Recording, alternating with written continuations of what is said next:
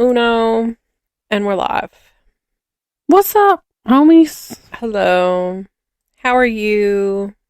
I hope you're having a great week. Yeah. Getting ready for the holidays. Do you have your Christmas shopping done? If not, may I suggest thrifting? Being a little more economical? Not having to buy new shit all the time? Better than what I was going to say, because I was going to say get your shit together. That too?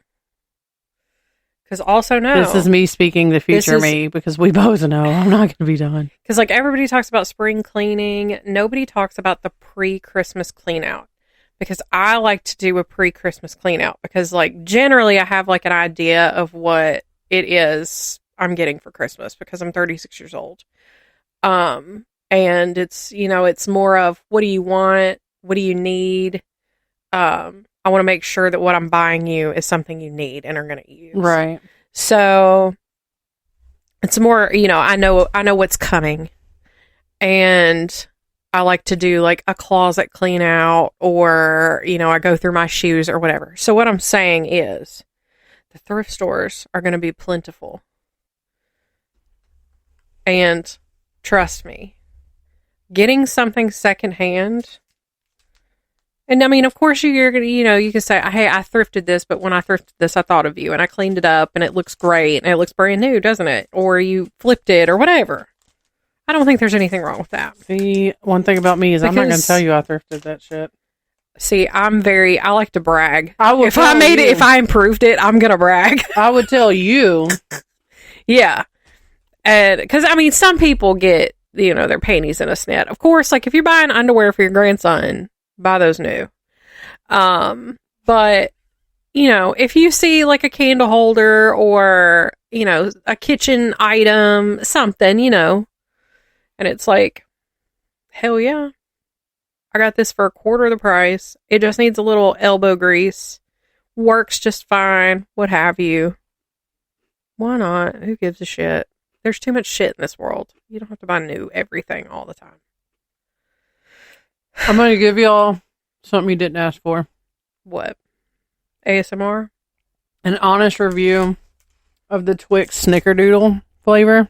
Oh, yeah. How's that? I don't think I like it. See, when you showed it to me, I literally I turned my nose up at it immediately. I was that's not going to be good. It's all right. I don't know how I feel about... I don't know. It's something about...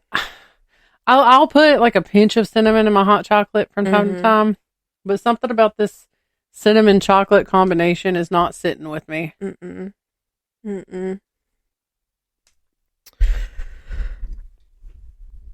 This week, we're not just sitting here chattering away. Don't worry. Well, we are. That's literally what we're here for. And you're listening to it. So, what's wrong with you? Me? No. Oh, you? For listening. Yeah, if you're not enjoying this, why are you here?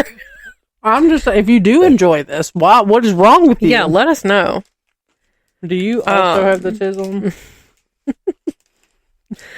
Or 80 of them HDs? I was going to say, did your mom take Tylenol when she was pregnant with you?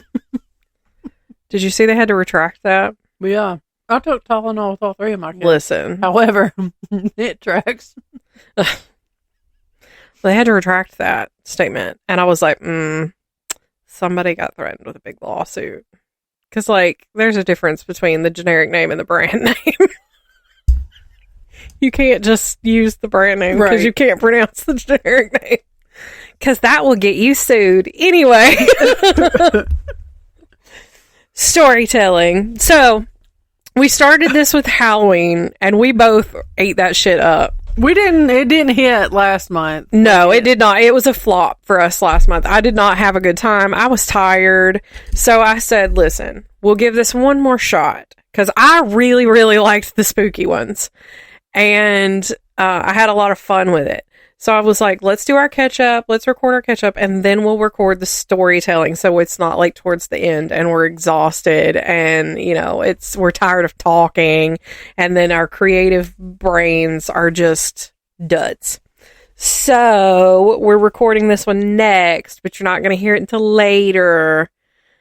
And we've got a little list, but we've pre-approved 2 of them. We're going for Dose. Yeah. For all you football fans out there. We will. What? It's a football commercial where it's like they're going for 2 points and instead of kicking a field goal, but it's a Dos Equis thing, so they're saying go for Dose. Gotcha. Hilarious.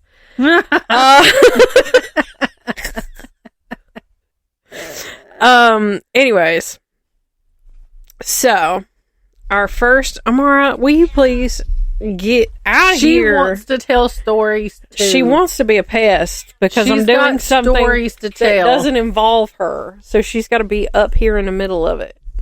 It doesn't involve her, so she's got to have something to say.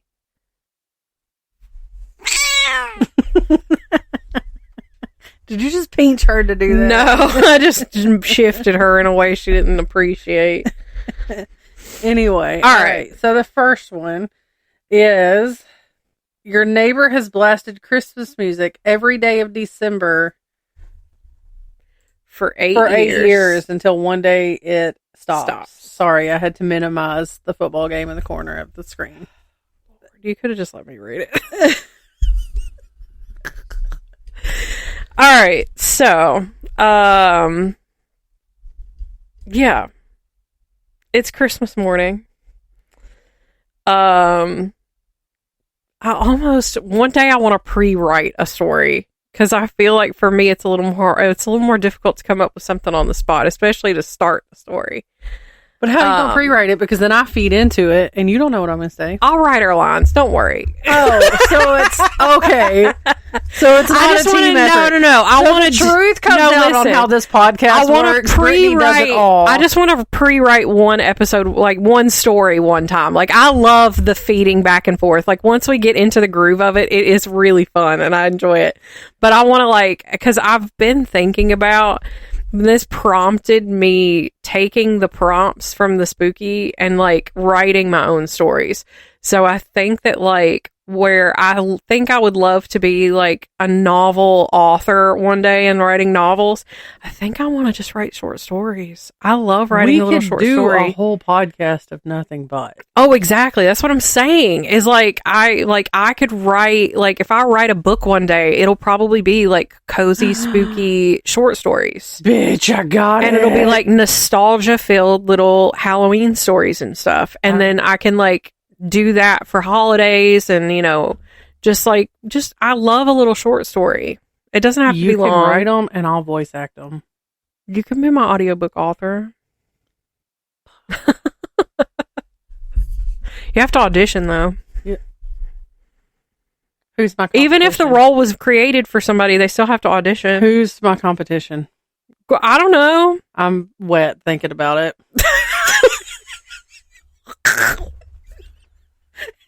What? The competition. It's getting my blood flowing.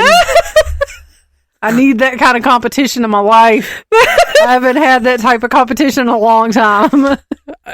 Okay. I'll find somebody. If you're interested in audio auditioning for my audiobook for my non-existent short story book that doesn't exist yet. But even if I have to hand make my own books again, I will. Because I listen, I love writing. It is one of my passions. But I also have ADHD. So it might take me a while. Excuse me. Anywho. Anyway. Christmas of it is 1972. I was thinking 76. I almost said 76. Oh my God, listen. We're 20. Anyways, Christmas of 1972. Is it Christmas morning or Christmas? Whatever. Let's do Christmas Eve night. Well, but this says every day of December. Okay. So it could be December 1st. Okay. It's after the family's left Thanksgiving, the rest of the extended family has left after Thanksgiving, right? Okay. Oh, Fred next door. Not Fred. Fred. Okay. he is already dragging them tubs out of the garage. And Steven next door, he's like, this again? This shit again? It's not even December 1st yet. His wife, I'll let you name her. Judith. Steven and Judith. And they're like, I don't know why he does the most. And, he's got his whole yard is covered in lights. His house is covered in lights. He's got synchronized lights. They do a show, right? Plays Christmas music at like top decibels for the entire month of December. Drives the neighborhood insane. The HOA does nothing about it because it brings tourism to the neighborhood. And an HOA loves tourism, historically speaking.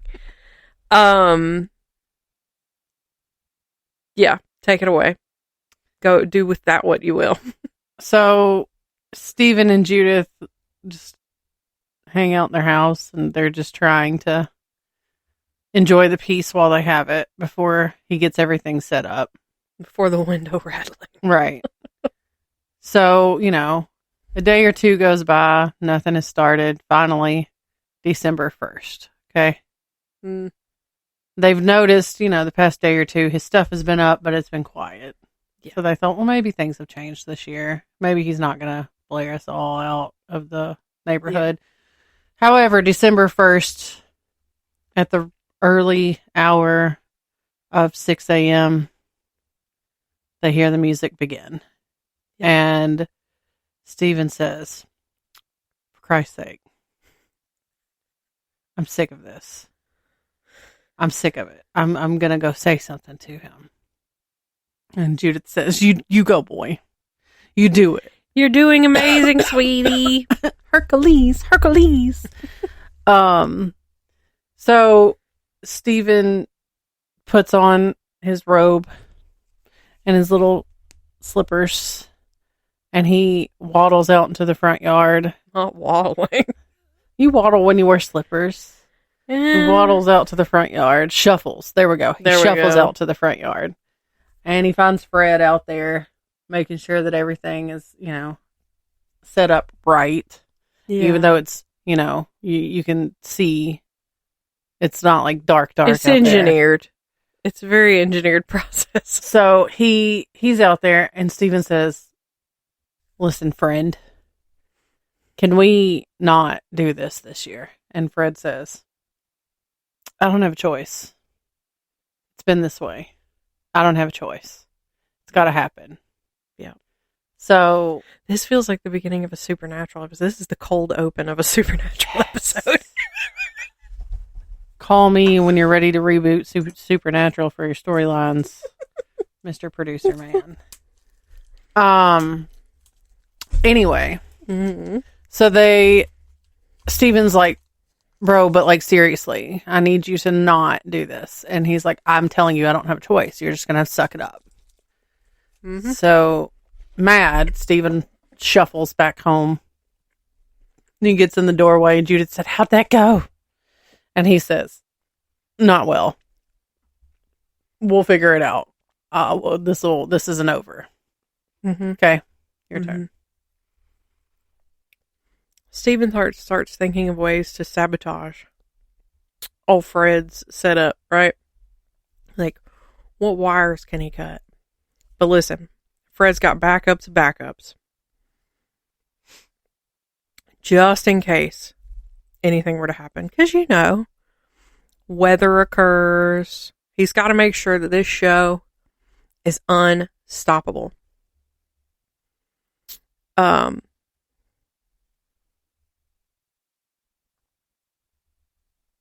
Una momento, I had a brain fart. My brain just went totally blank. We'll tiptoe right on to Christmas Eve, okay? Blasting music every day from 6 a.m. to 6 p.m. I just thought of a good way to do this. Just keep going. Judith works from home, is slowly going insane. It's Christmas music, 12 hours a day, every single day. Go ahead. It's Christmas Eve. Hold on. Of this year? Yes, of the current year. Hold on. I'm putting you on to where I'm thinking about taking this. I can't spell, so I'm having to Google. As long as I can get the gist of it. Well, I'm Googling how to spell. I was close. I was there. Anyway. So, the music's blaring and... Okay, I'll be interested to see what you do with that. Okay. Music's blaring and, it's driving them crazy. Yeah. But they truck through. Oh, I forgot she was in here. She scared me. They truck through and they make it through the Christmas holiday. Okay. Right. Fast forward to the next year. So now we're in 19... They don't have no problems with Fred all year long. Right. It's been a quiet year. Okay. Mm-hmm. Now it's December 1st of 1973. Correct. Okay. So they had noticed that the lights and stuff had already been drug out. Yeah. But the music had not started. Okay. Have they laid eyes on Fred yet? Have they seen Fred working on his little light show? Oh, yeah. They saw him setting it up. Just checking.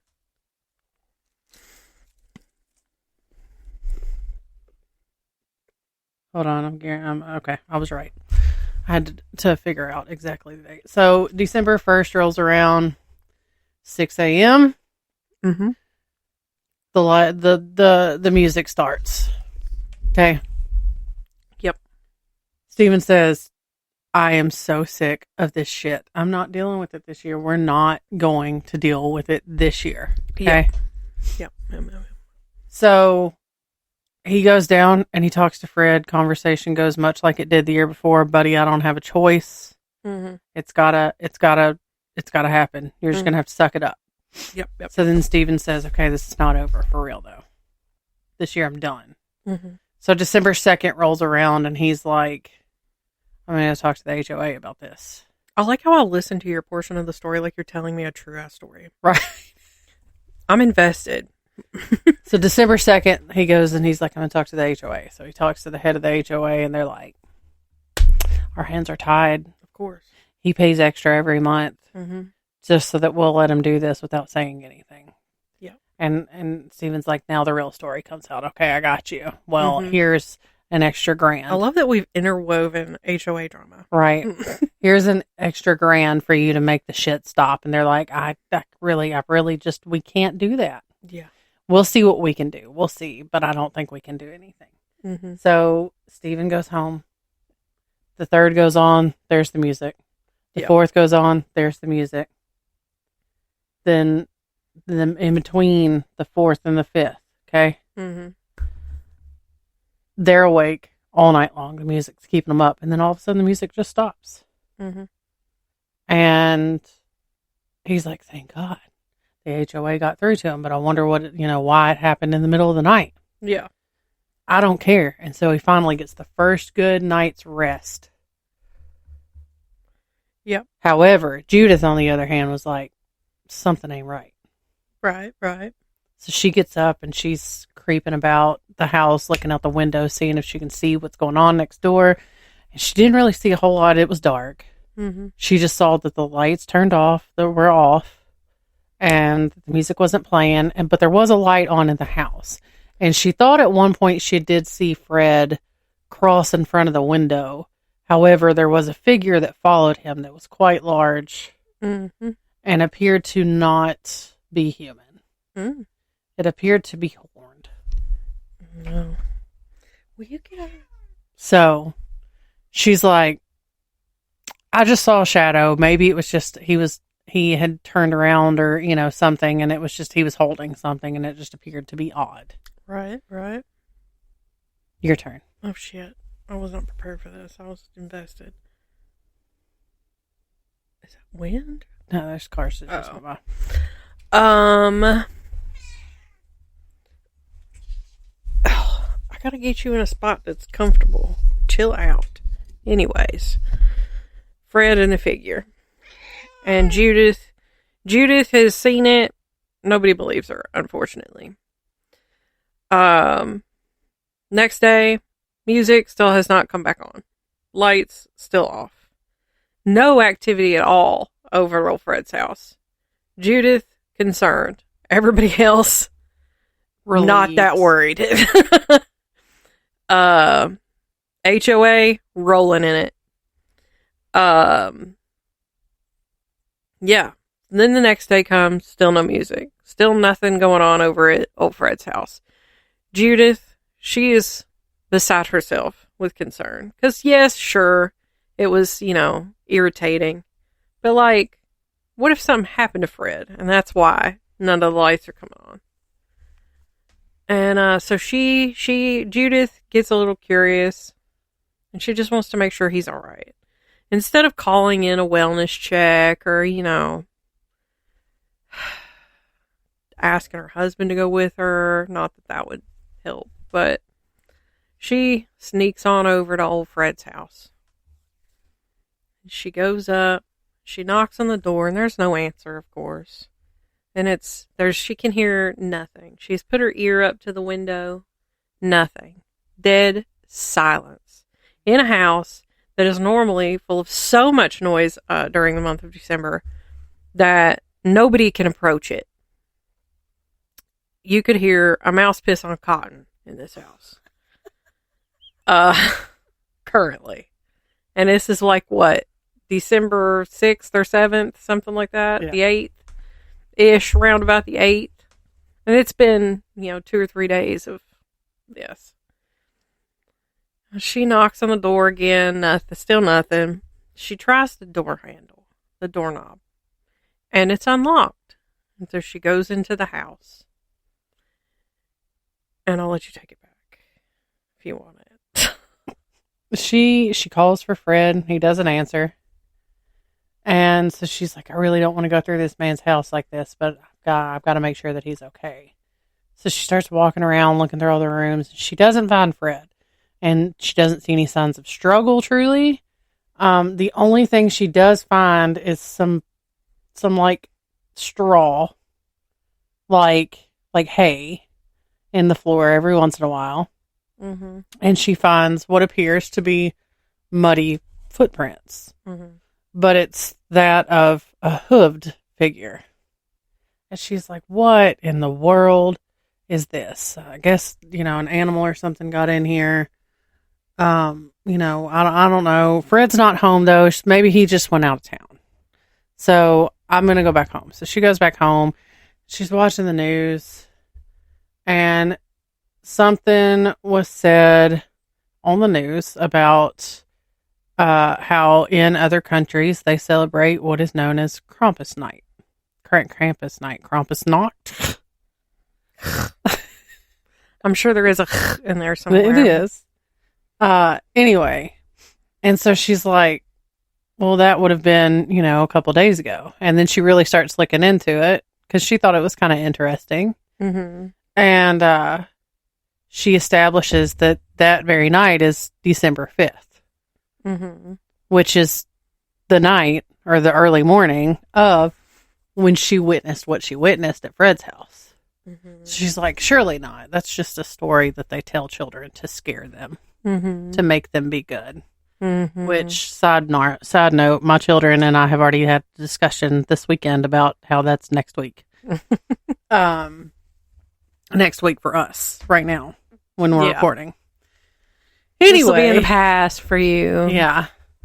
So she's like, that's a little odd, but it's just a story, no big deal. But it's something about it's just not rubbing her the right way. Mm-hmm. So she, it's one of those thoughts that just keeps creeping back up into her brain. Mm-hmm. You take it. Well, Judith, she got a computer, right? She just in the can't. 70s? Were those a thing? Oh, no, never mind. I forgot this was the 70s. Shit. She's got a library, right? Oh, Judith, she's got the library, the local library. And she just cannot get the thought of this hooved, horned critter. I just she accidentally saw. put chapstick on my teeth, and it's not great. No, it's not. But she cannot get the image of this creature she's seen out of her mind. And the show on the television that she saw. And so she goes to the library and asks where the occult section is. And the librarian just kind of looks at her because, Judith looks like just a good old little Christian woman, right? Did we say she was? I don't know if she is. Well, she is now. So it was kind of shocking to the librarian that this wholesome little lady is asking about the occult section, which is in the resources. She goes and she starts digging around and looking into this. Can you say it? Because I can't say it. Krampus knocked. And what she finds really tells her what might have happened to old Fred. You take it. So the story of Krampus is that he is an entity that on Krampus night will the English translation I is hissed Krampus at you. night. I'm very sorry. Is that he goes around and he takes all the naughty children and puts them in his bag and he whips them. And so she's like, but Fred's not a child. Not now. And he seemed to be a pretty upstanding citizen, so he couldn't have been super naughty. Yeah. And so she's like, but just something about it. Something about it. Something about the month of December that tells me that Fred ain't that good. So she's like, I'm gonna go back to the house. When the husband's not home, what was the name? Steven. When Steven's not home, I'm gonna go and I'm going to poke around this man's house, okay? Yeah. Because he still hasn't come back home. Yeah. So she goes, she starts poking around, and everything looks normal. However, she goes to open a closet, and there are some questionable things in there. Things like tarot cards and things like incense and what appears to be an altar with some crystals and things on it. And she's like, something ain't right here. So I love that being a witch has sicked Krampus on old Fred. that might not be. I'm just saying. This is me being the listener as if it's a true story. That's I'm just saying he's into different things, okay? the occult. And that's not even, I don't even think that's an occult thing, to be real with you. Is it? Yeah. Because Anything like that. This would consider what we do occult speak. It's all the spooky woo-woo, all that kind of stuff falls under the umbrella of occult. Oh, well, he does have roots in ancient pagan folklore. Okay. Yeah. Anyway. But she's seeing that, it's like she knows that God, Krampus is not something that people in her area in this day and age really look at anymore. Yeah.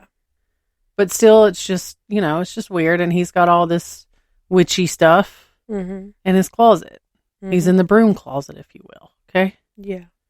So she's like, man, that's odd. So maybe this is exactly what I'm thinking it is. Mm-hmm. So she continues to look through the house and she keeps finding little pieces of straw, like would be on maybe one of the whips that he used, or maybe it was stuck to his hooves. Mm-hmm.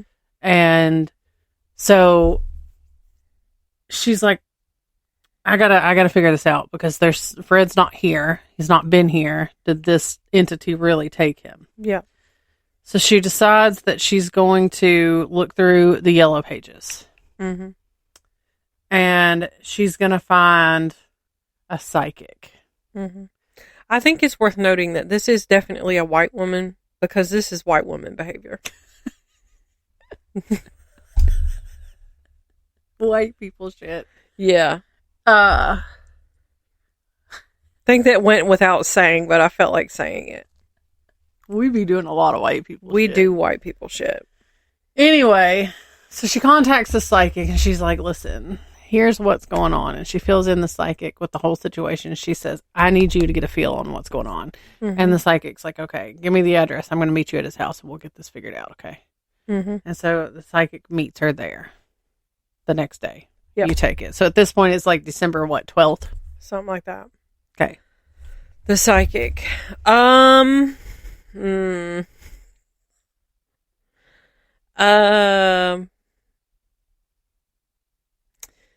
Judith gets the sense that the psychic really isn't all she's cracked up to be. She had some good reviews and a few good TikTok videos, but overall, it's very not the chair. I didn't even lean not back the chair lock releasing. You gotta push that handle back in or pull it back out, whatever. What the fuck? So anyway, so this psychic. I'm so scared right now. I'm so freaking scared right now. So this psychic, you know, she talks a good game, but when it really comes down to it, Judith suspects that she might be a little full of it. But nonetheless, she pays this woman for her time, and they walk around the home, and the psychic tells her, you know, oh, there's an entity in here. I can sense it, you know.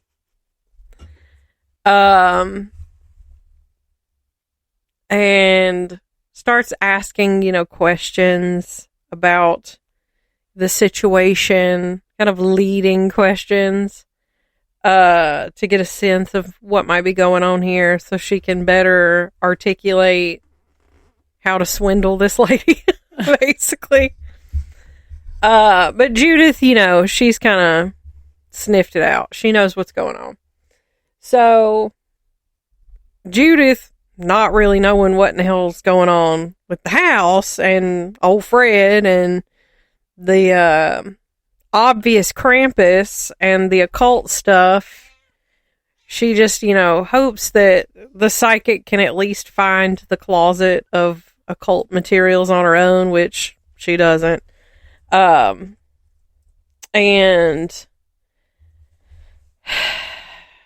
as much as Judith had hoped that this would help her, it seems that it was for naught. So she pays the lady and sends her on her way. Of course, the psychic's like, you know, just give me a call if you need help cleansing the house and, you know, all this. I'm free anytime. Of course she is. So Judith gets back to searching for answers for Fred, right? And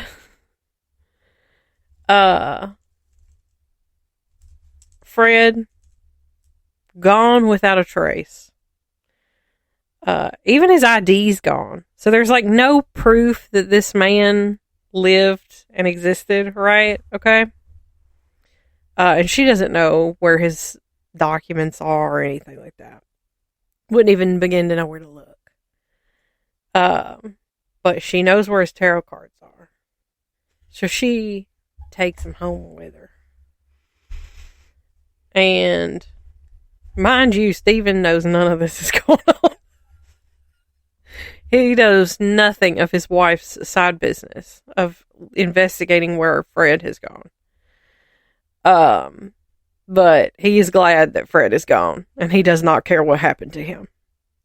So he has no interest in helping, and she knows he has no interest in helping because he likes his quiet December. Anyway. Judith has the tarot cards, and she's just trying to figure out, what could she possibly do with these cards to help find Fred. The answer is probably nothing. Because I think, and I fear, and Judith fears, that Fred is dead.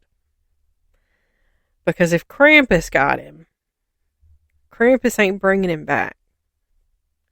But where did Krampus take him? I'll let you take the story. I'm losing it a little. So she takes these tarot cards home, and she's sitting there and she's looking at them. And then she's like, you know what? I need to get more versed in this stuff. And I know that in town on one of the back alleys, there's a little occult shop. So let me just go and check it out and see if there's any like research documents or something, like books or something I can find there that's going to help me. Mm-hmm. So she decides, for whatever reason, she's going to take. We really should have set this in modern times. Yeah. She decides that she's going to take these cards with her for whatever reason. Mm-hmm. She doesn't know, it just feels right. She doesn't have the intention of showing them to anyone. Right. But, maybe, just maybe, it'll lead her somewhere. The symbols on the back of the cards or something. So she goes to the store, she walks in the door, and the little lady at the front desk, at the front counter, hey, how are you? How can I help you today? All the while giving her this look of, why are you here? Yeah. Because she looks like a church lady. Right. She doesn't look like she belongs there. So she's like, I'm just looking for, just to see what type of books you guys might have that can help me understand something. And the lady's like, okay, what are you trying to understand? Mm-hmm. And so then at this point, Judith approaches the counter. And, the lady's on the other side of the counter, but could easily reach out and touch her. Yeah. She's like, well, I don't want to give away too much. I don't want, but just, there's some things have occurred and I just want to understand it better. And I've already been ripped off once. And so the lady at the counter just kind of gives her this look of, I know what you're doing. Mm-hmm. And she says, she said, I can tell that you've been through something, and I can tell that something has happened and that you're trying to understand.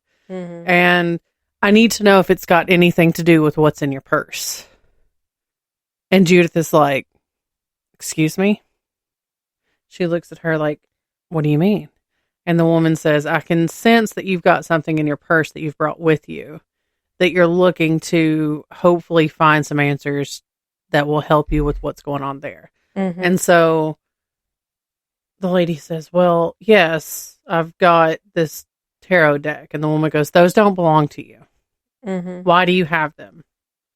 And the woman says, well, I found them in a house that I'm trying to figure out what happened to the owner of the house. And so the store owner says, come with me. And so that she's like, I'm going to take you in this back room so we can talk a little more freely. So they walk into this back room and she says, tell me exactly what's going on. So then Judith fills her in on the story. And she says, I understand. She said, okay, let me see this tarot deck that you have. Let me hold this. And so she's looking through them, trying to see if she gets a feeling off of them. And she says, this man was taken for sure. He was taken. Or something took him over. And Judith is like, I don't understand. And then she says, well, the figure that I saw was, a horned figure. It looked kind of beastly. And the woman says, did you see them together at the same time? And she says, no, I saw my neighbor pass through the window and then this figure passed through the window. Mm-hmm. And she says, oh, okay. And so then she's like, give me just a minute. And a few minutes later, the lady's bringing back a bowl and some herbs, and she's lighting things on fire, and there's smoky in there, and she's really being it's real quiet, and she's being real careful and intentional with what she's doing. Mm-hmm. And she says, okay, we're going to figure out what's going on for real. And she starts chanting some words that Judith doesn't quite understand. Mm-hmm. And the woman all of a sudden just goes silent. And she goes, your neighbor wasn't taken. Mm-hmm. Your neighbor is not what he seems. Mm-hmm. And so Judith is like, I don't know what to do with this information. What do we need to do? And she says, where is he? Is he safe? Is everything? What's going on? And the lady at the shop says something was lying dormant in his system, but it triggered. Mm-hmm. And I'm not sure if he will be back. Mm-hmm. You got it from here. Judith is simply stunned. She thought that might be the case, but wasn't sure. Because everything she read said that Krampus takes children, not middle-aged men who play Christmas music too loud. And he always said he had to do it. And, maybe, just maybe, he had to do it so that his inner Krampus didn't manifest. And the shop owner is like, I don't know, I feel like that's a bad way to word it. The shop owner tells her, yeah, it sounds like this man is Krampus. I feel like I could deliver that a lot better. But if I were saying it, that's how I would say it. So that's how it's being delivered. And Judith simply blown away. Nobody ever comes back to Fred's house. No family ever comes looking for him. No children. Nobody. So the house just sits and rots. Nobody asks about him. It's almost like he never existed as a human being in this world. And nobody missed him. But all the little children in the neighborhood started acting right.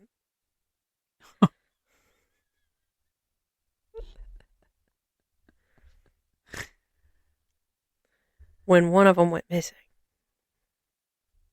A couple of years after Fred went missing. I also, for reasons, I decided to give the shopkeeper a name. Can I name her? Yeah. Can I name her Andrea? Okay. Just because I think that's a good name for her. Okay. Because she's a better psychic. Just, for reasons. No reason in particular. I just like the name. I think it's a nice name for a shopkeeper. This chair. Yeah, the end. I think that's a good ending. I do too. The end. Merry Christmas.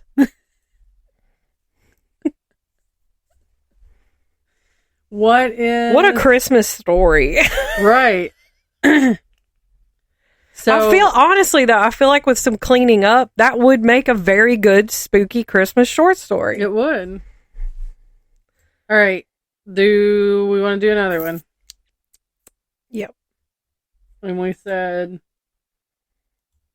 number returning 8. home? Yes. Okay. So this one is a story about a character who's returning home for Christmas for the first time in a long time. Very long time. I'll let you start this one. All right. So picture it, Cicely. 19 13. No, let's not go there. This is modern day. It's too hard to do past stories. All right, so we have Joelle. Okay? I like that name. Who, I don't know where it came from. It just popped up. There it was. So Joelle grew up in a very small suburban neighborhood. I don't even know what suburban means. Is that like rich people houses Like with HOAs and shit? like a subdivision is what I imagine. It's Okay. like the suburbs. All right. It's like Murfreesboro is a suburb of Nashville. Okay. Yeah. I got you. Okay. So Joelle grew up in a nice little suburb. It was a little suburban area. And it was one of those neighborhoods to where like everybody was all prim and proper and nobody really dealt with their feelings. And everything had to appear that everything in their lives were perfect. Okay. Oh my God, not the premise of, what is that movie with Tobey Maguire in it? Pleasantville? Have you ever seen that? Isn't that a TV show? No, it was a movie. Okay. Anyway. So she hated it. And truth of the matter is that behind closed doors, her family was messed up. Yeah. Their mom was a narcissist and she took to the drink too often. Yeah. Dad also drank quite a bit and sometimes took pleasure in smacking mom around. Was too hard on the brother who was the star soccer player. I didn't want to go football. I felt like that was too overused. But he's a star soccer. Too American cookie cutter. Yeah. Yeah. He's a star soccer player. And he knew that he pushed the son to be the best he could possibly be, no matter the consequences, so that the child would be that soccer star. Okay. Yeah. And the son was he's tired of it. He hated it. He hates it here, Grandpa. Yeah. And Dad says that's too damn bad. But, she knew the family was messed up. It was in no way a truly healthy home. And so she decided that when she was 18, she was out. She was gone. She's out. Yeah. Deuces. I'm running. Right. I'm going to go be the best me I can be, but I can't do that here. Yeah. So she takes out 18th birthday. She wakes up at the ass crack of dawn, has all her shit already packed. Yep. She's out the door. Okay. She made sure that the car that she had was hers. And she was out the door. Okay. Yeah. So she left and she wasn't sure where she was going to, but she was going to go and it was going to be as far away from that house as possible. So she leaves, she drives, and she winds up stopping in a little town. We're going to say just outside of like Denver, Colorado. Mm-hmm. I don't know why that just sounded good. And she learns to live life there, and she's very happy. She notes that it's very expensive to live there, but she makes it do. She finds this nice little town outside of Denver that most people would call the hippie town, but it's nice, and the people are honest people, and they make a good living. Okay, Yeah. doing what they love to do, and everybody's super super awesome there. Okay, Yeah. all right, your turn. She lives here for, what would we say, 15 years? And then her brother, who she did remain in contact with, gives her the news that Grandma has passed. And it was a grandma she really liked. She hated to leave everybody. She did, like I said, stay in contact with her brother just to keep apprised of what's going on. Okay. So he lets her know Grandma died and she should really come home for the funeral and stuff and see everybody would really like to see her. They miss her. She's not real sure. They don't really talk about the family. She just lets him know what she's up to, and he lets her know what he's up to, and that's about it. They don't talk, much other than a little catch up now and then. But she thinks, this is going to be awful. I really don't want to do this, but I would like to say bye to my grandma. So she packs a little weekender bag. She's done well for herself. She's, she gets to do her art and what she loves. And she serves at a local restaurant and makes good tips. And she's got her a tiny little apartment. And she's just doing all right. Well, she goes home. And she is quite surprised when she knocks on the front door and her mother answers the door and gives her a big old hug and asks her where she's been and tells her she loves her.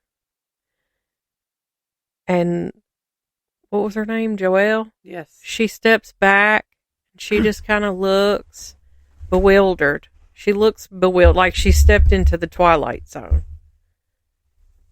And she cannot believe how warm her mother's vibe is. And so she's got her guard up, but she goes inside and you go ahead. She goes inside and she notes that the house feels warmer than it ever has. And that it's a lot brighter. And that Mom doesn't smell like gin martinis. And Dad doesn't smell like whiskey. And Dad gives her a big hug and, oh, my baby girl, where have you been? We've missed you. I'm so glad to see you home. And Brother's just sitting over in the corner, just taking it all in because he's been there all the while. So he's seen what has got them to this point, he's watching the reaction. Journey. Yeah. So she's like, this is odd. So she goes to put her stuff up in her room and Mom hollers up and she's like, hey, I've got dinner ready on the table when you're ready to come down and eat. And she's like, okay, I'll be down in a minute. She thinks to herself, they must have Mom doesn't cook. Yeah. They must have called in catering or something, Right. So she makes her way downstairs and goes into the dining room, and lo and behold, everyone's sitting at the dining room table and having good conversation. It's not a silent dinner as it normally would be back when she was a kid. And, everybody was smiling and talking and everything just felt so nice and warm. And so she sits down and she's eating and she engages in conversation a little bit, and they talk about, what her brother's been doing and, and how Dad's business is going. And Mom's talking about the book club that she's in. And she's like, this is just strange. And so finally she sits there and she goes, okay, guys, cut the shit. What's going on? Yeah. This is not the house that I left. When I left, Mom, you were drunk. Dad, you were too. And you were, smacking around Mom and being too hard on my brother. What's going on? And why didn't you, brother, tell me any of this? Mm-hmm. His name is going to be Kevin. There we go. Kevin, why haven't you told me any of this? Mm-hmm. And she says, Kevin, even you're different. You're, I talk to you, but not a lot. And, but I've noticed that you're different. Mm-hmm. What's going on? And so then Mom informs her, after you left, we all took a step back and realized that things weren't ideal here. And your brother kind of had a crash out with us and told us that you left because of the way we were. And that he was going to do the same thing if we didn't get our shit together. Mm-hmm. So we started really taking a chance to step back and look at how we were processing our feelings. And we all decided to start going to therapy. And that's I love done that wonders. A fictional story. Right. It's done wonders. Mm-hmm. All right, you go. I got a place where this could go, but I'll let you take it. Okay. I'm going to sit over here and finish what little bit of the Slim Jim I have and then follow it with the Tums. Okay. So Joelle is a bit shell-shocked, to say the least, because things are not how they were when she left. Her parents apologize for what they did and how she was raised, and knew that she just needed the space, even though it took them a long time to realize that. She just needed the space from them and how they were and how they treated her. So that's why they haven't reached out in all that time. So she's still suspicious, of course. And after the meal... I just want it noted. I just realized that Slim Jim tasted weird. Yeah. Not that it was like way off. Was it a flavored one? No. Oh. The date on here says September 29th of 2025. Oh. It's November 29th. I'm complaining. Anyway. After the meal, Joelle grabs her brother Kevin and they run upstairs. She needs to debrief. She needs to talk this out. So he fills her in. He's like, everything they've said is true. This has been going on for years. Grandma really did die. We didn't lie to get you here, unfortunately. But they have wanted to reach out for a while. And I feel like they have done really well in their growth. Of course, they're not perfect. Nobody is perfect. But they're trying. And it's the effort that we didn't see when we were children. So, yeah. Joelle, after the funeral, all of this, she's gotten to know her family better. She's having a good time. She feels a little healed herself. But it's time for her to go back home. It's time for her to go back to Denver, to her little house, her little apartment, and change her perspective on her family unit a little bit. You know, these things don't happen overnight. Especially when your family is in their healing era and didn't tell you about it.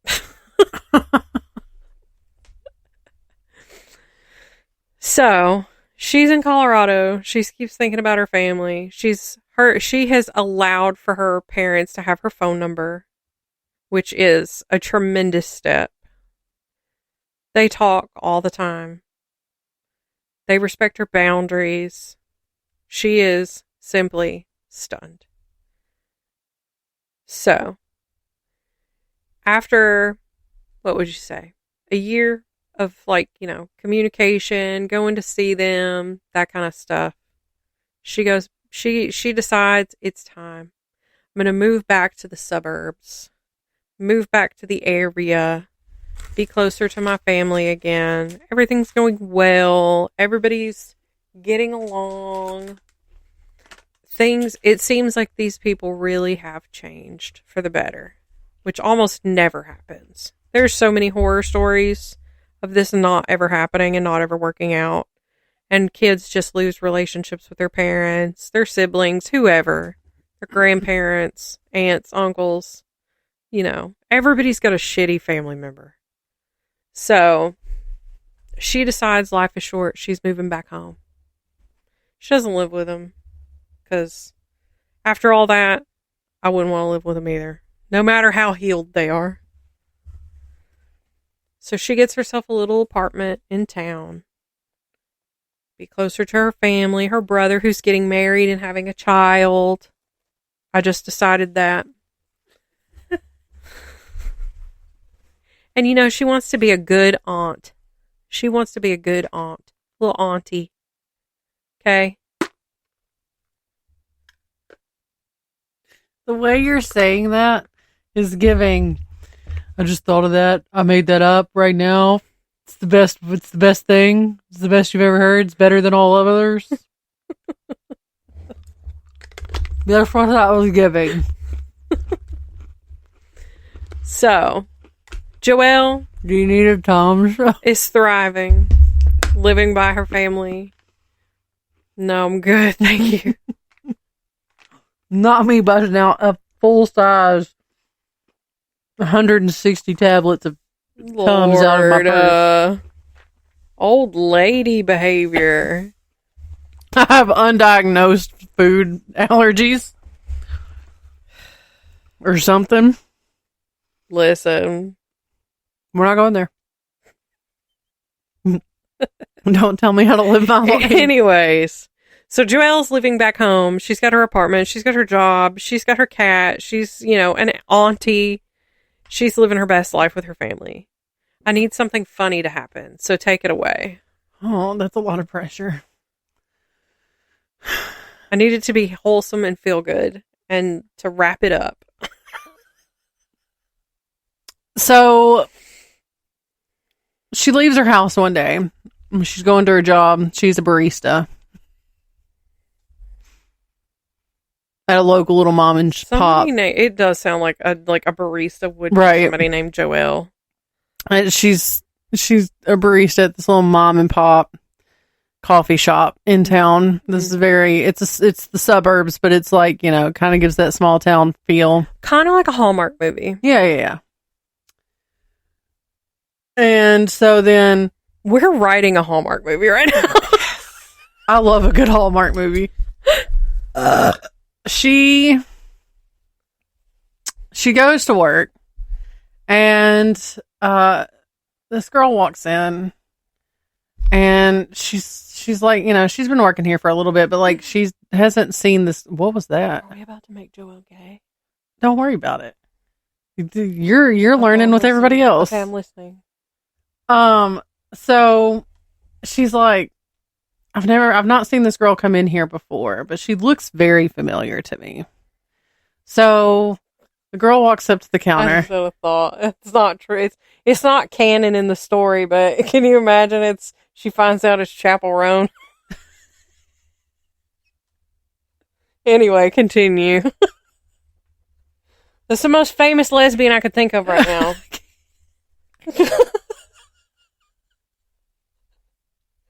Listen, if you've made it this far in the episode, you deserved that. You're welcome. Anyway, so the girl walks up to the counter and she's like, "Hey." Joelle goes, "Hey, how are you? How can I help you today? What can I make for you today?" And the girl says, "Hey, Joe. Can I get a mocha choca bullshit chai latte?" Mocha choca latte, yata. Or whatever. And Joelle stops and she looks at her and she goes, "No one calls me Joe." And I didn't, that's odd. Okay. Yeah. I'll make this for you. So the whole time she's making. This is a confident lesbian. So she's like, Joe, I didn't even do I wasn't even at the lesbian part when I gave her the name, but it works. It works greatly. Anyway, so Joelle's making this mocha choca bullshit chai latte, okay? Right. And the whole time she's like, who is this? She does look familiar, but who calls me Joe? Like, no one has called me Joe since I was like 15, okay? So she's thinking, and then she's like, I don't know. So she turns back around to hand the girl her drink, and the girl says, "It was so nice to see you, Joe. I haven't seen you, we've not seen each other in years." And she said, I've thought over the years about you and wondered how you were. And Joelle's like, "What?" And she goes, "I'm really sorry. You do look familiar, but I don't know who you are." And the girl says, "Oh, that's okay. Not you setting them free." Listen, it was getting I could feel the bra a little too much. And I was like, it's got to go.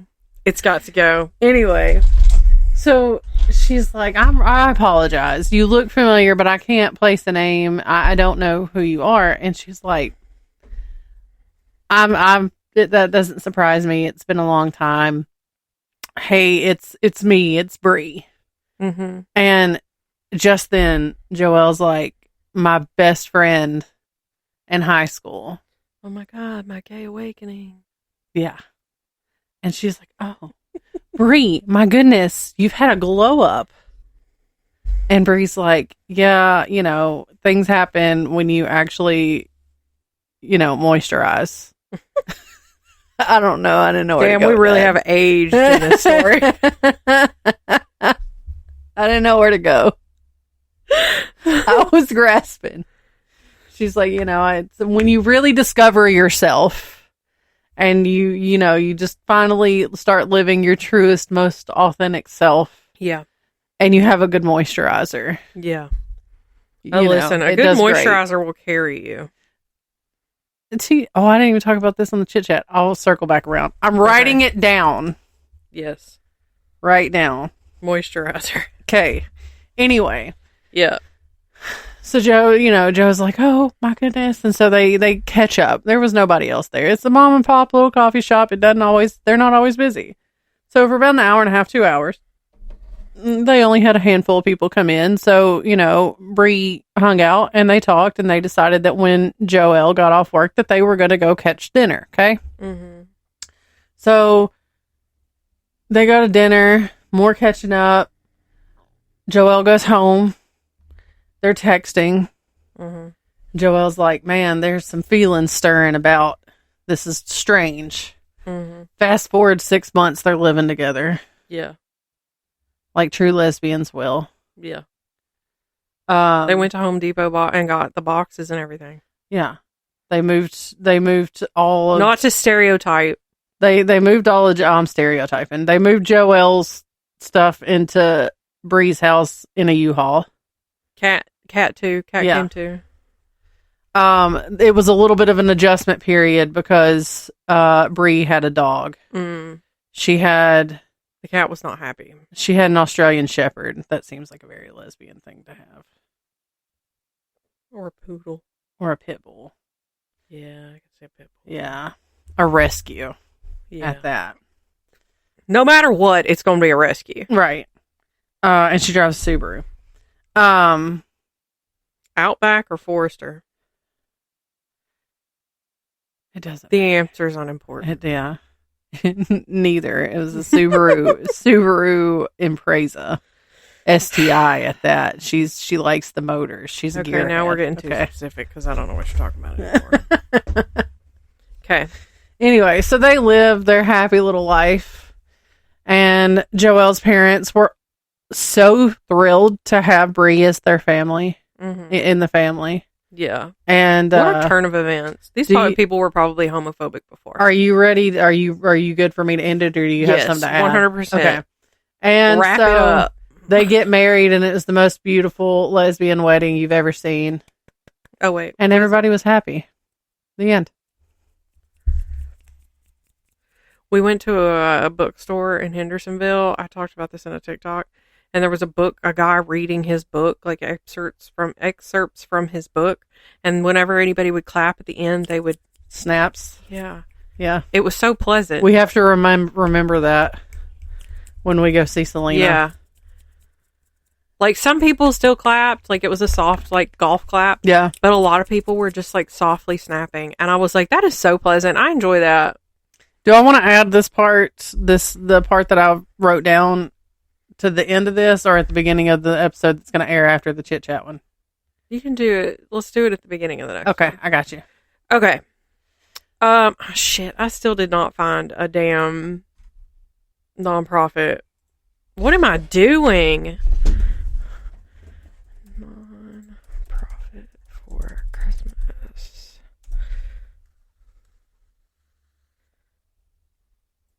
Don't do do an angel tree if you want to, but Salvation Army is not a good company. Adopt a person at a nursing home. Oh, yeah. Look for an elder tree. Like, they have trees, or, at nursing homes, a lot of times they'll do, like, an angel tree for the nursing home residents. particularly the ones that don't have any other family. So I think like the old people be loving comfy socks, cozy socks, fuzzy socks. Yeah, and they never want like a lot of stuff. It's not like buying for children. It's usually good. It's coats, a good hats. option. Yeah, it's or like blankets, stuff like that. Puzzle books, things you book or just books. I mean, a lot of nursing home residents like to read and stuff too. But yeah, it's probably more like if you're also lower income, it might be a little bit more within your budget to adopt a senior versus a little kid who's going to want, clothes and stuff. And like, the fanciest toys, those kind of things. A lot of them put necessities on their lists though, but I feel like a senior is more of an attainable for a lot of people. And plus, a lot of people forget about seniors because I'd never thought about adopting a senior. So I'll put like links to different like senior adoptable at Christmas time organizations, stuff like that, or even just sending Christmas cards. So a lot of them just really like to get Christmas cards.